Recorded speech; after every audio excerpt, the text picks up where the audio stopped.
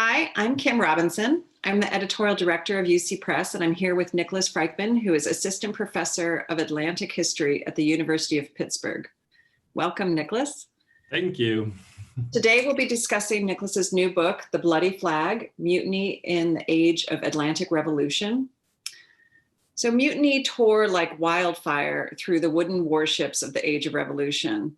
So while commoners across Europe laid siege to the nobility and enslaved workers put the torch to plantation islands, out on the oceans, naval seamen by the tens of thousands turned their guns on the quarterdeck and overthrew the absolute rule of captains. By the early 1800s, anywhere between 1/3 and 1/2 of all naval seamen serving in the North Atlantic had participated in at least one mutiny, many of them several, and some even on ships in different navies. In The Bloody Flag, historian Niklas Frykman explores in vivid prose how a decade of violent conflict on board gave birth to a distinct form of radical politics that brought together the egalitarian culture of North Atlantic maritime communities with the Revolutionary era's constitutional republicanism. The attempt to build a maritime republic failed, but the red flag that flew from the masts of mutinous ships survived to become the most enduring global symbol of class struggle, economic justice, and Republican liberty to this day.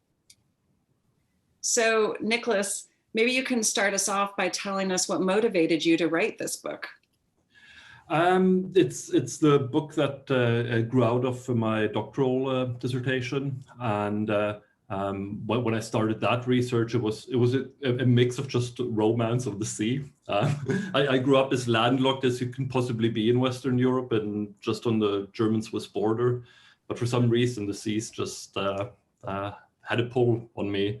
So it was part just that, and then and once I'd realized that you can actually study things like mutinies and then pirates and all these troublemakers, it was just something that was less intellectual and just some sort of almost emotional connection to it. So that was part of it. And the other part of it, having grown up in Germany, I think issues of nationalism are all present, at least they were when I grew up in the 80s and 90s.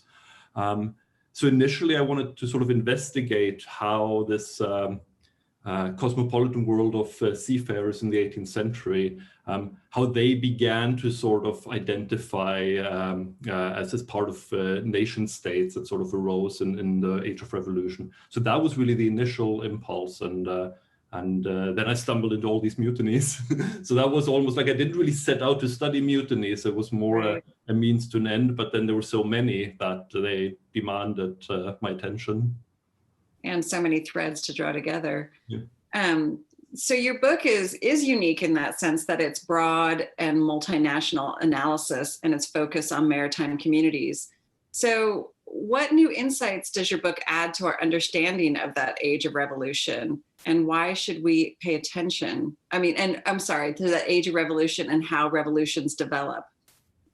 I mean, there is, of course, a sort of long tradition that tries to understand why it is that all over the Atlantic world, even beyond the Atlantic world, there were these revolutionary nation state making movements clustering in the late 18th century, early 19th century.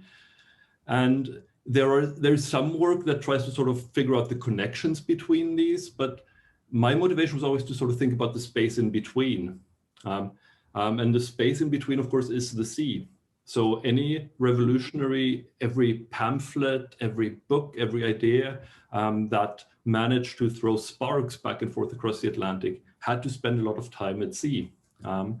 And there is some work on that these kind of communication networks, but my interest was more about that space itself. It involved hundreds of thousands of people who we knew already had a political culture that was quite radical.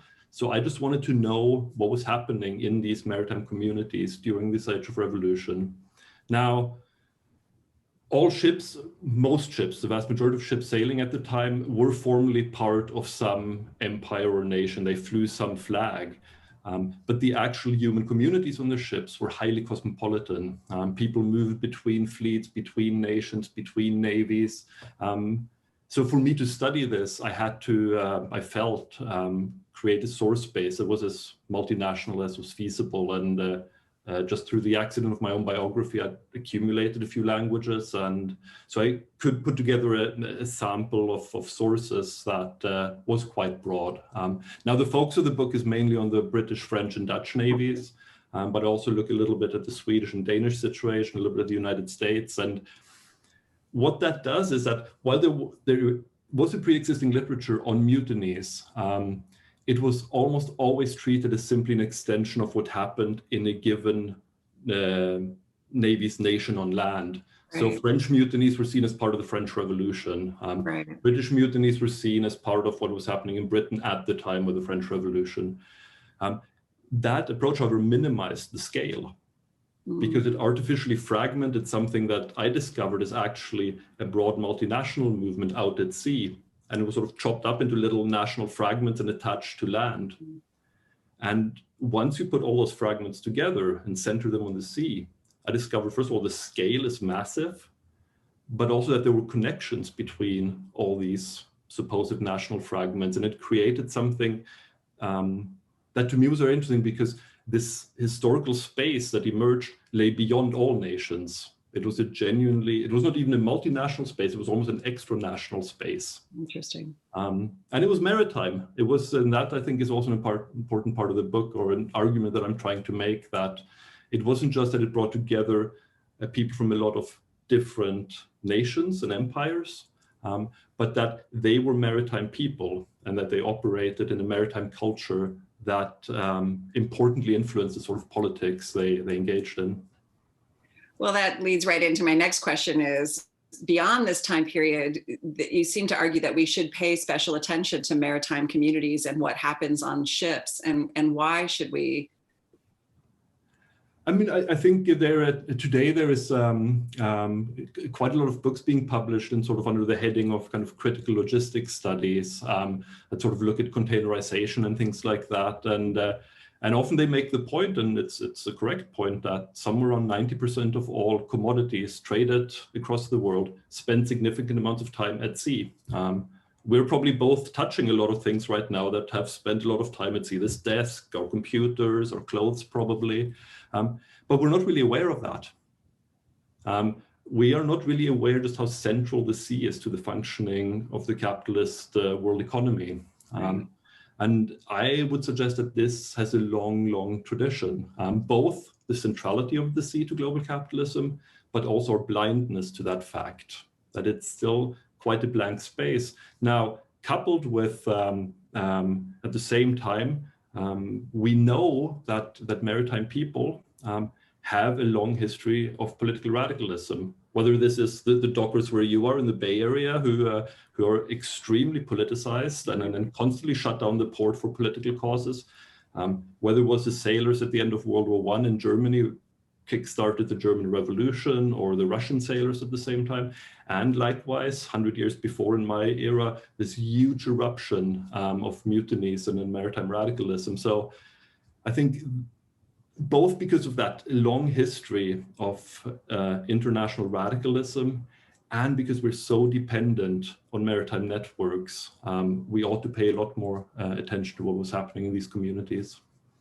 So can you speak more and describe the type of radical politics that came out of these violent conflicts on ships? Mm-hmm. Absolutely. I think what I discovered essentially was that on the one hand, these in the course of these mutinies, they each began as part of the sort of revolutionary movements they were part of nationally. So French sailors started mutinying as part of the French Revolution. But as time went on, the kind of political radicalism that they inherited from land, sort of forms of sort of sans-culotte radicalism, and in the French case, or sort of Tom Paineite republican radicalism, that increasingly was blended with these long traditions of maritime egalitarianism. I mean, we're all familiar with the expression, we're all in the same boat. Right. But that is a recognition that when you're at sea, you really all are in the same boat. Right. And because of that reality, maritime communities have a long history of egalitarian forms of social organization, that if you share the risk, you all get an equal say in decisions. And my argument is that that long tradition of maritime egalitarianism, that fused with radical republicanism coming from land and created something that was quite new. And I call it maritime republicanism, and you can call it whatever one wants, but to me, it captures this sort of mix of the kind of established tradition of republicanism with this maritime culture, and the sort of values they clearly valued or emphasized in their political practice are extreme egalitarianism, an extreme insistence on participation and democracy, and an extreme class consciousness. And one of the sort of suggestions of the book, and which also is reflected in the title, is my argument that the red flag, this most prominent symbol of the global labor movement, emerges out of this world, that it's originally a symbol of maritime radicalism that then sort of jumps from ship to shore and is taken up by the international labor movement. It's hard to completely make the case, and I don't claim I've completely made a completely solid argument, but to me it points in that direction, that is at least one very, very dominant strain in where that flag comes from. That's interesting. And that was going to be one of my questions, which you've answered.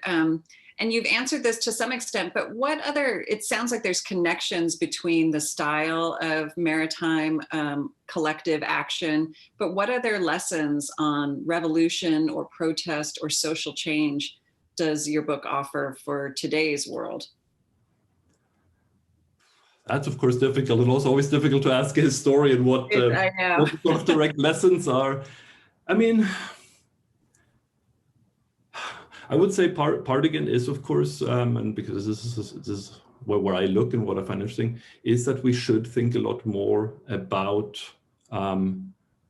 indigenous radicalisms. In my case, it's an indigenous maritime radicalism, because again, the sort of the tradition that developed among local people who lived along the coast and for centuries lived pretty much sort of on the edges of states and then were relatively independent. It's only in the sort of era of European overseas expansion that centralizing states intruded and tried to incorporate these, until then, relatively peripheral areas.